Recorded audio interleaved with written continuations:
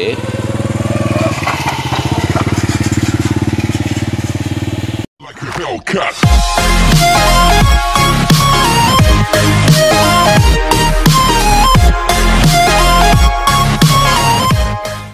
Assalamualaikum warahmatullahi taala wabarakatuh. Selamat datang ke Safi'i Activity Channel.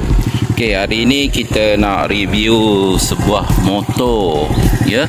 Motor legenda, iaitu motor Honda C70, ya, C70 yang telah di-restore balik, ya. Telah di-restore balik oleh adik saya lah, Okey, dekat kampung, dekat kampung ni. Ni motor TK ni tahun, silap saya tahun 80 TK, 84, 85 mungkin lah, 85 punya motor lah, ya. Telah di restore, ya, dengan baik sekali lah, ya. Okey, ni ada bakul. Okey, ini karburator atas, ya. Okay. Dia kalau yang lama punya karburator dekat yang straight lah, straight. Ini karburator yang second model lah. Okey.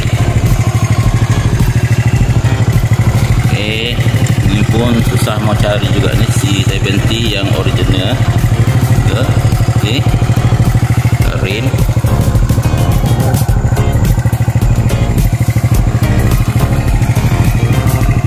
Okey, masih mengekalkan standard motor lah, ya.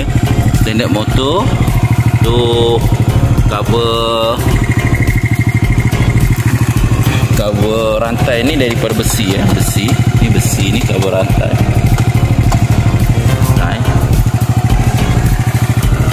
Dan penutup rantai pun original, made in Japan, Okay.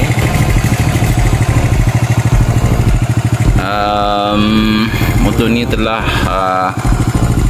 di-restore, ya, selama beberapa bulan lah, 2 bulan tak silap saya lah, ya, 2 bulan untuk menyiapkan sebiji motor ni. Okey. Okey. Ini bawah seat dia pun cantik jugalah, nampak, ya, menarik. Telah dipasang dengan double signal lah. Double signal ni switchnya dimodify, macam ni, modify sini. Okey,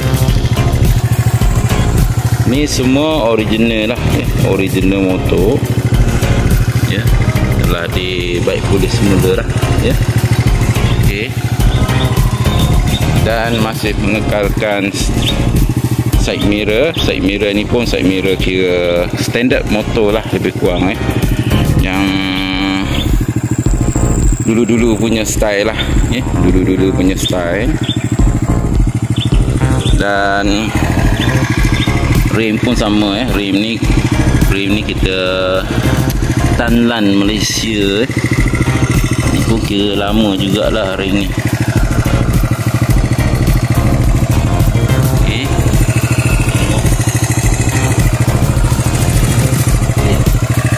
Motor ni dalam keadaan yang bersih lah. Ini adalah C70 yang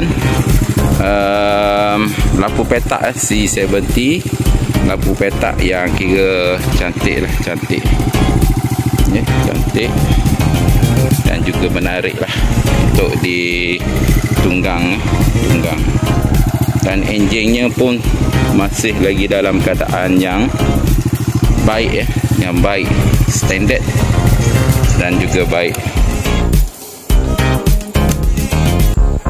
Okey, kita cuba start.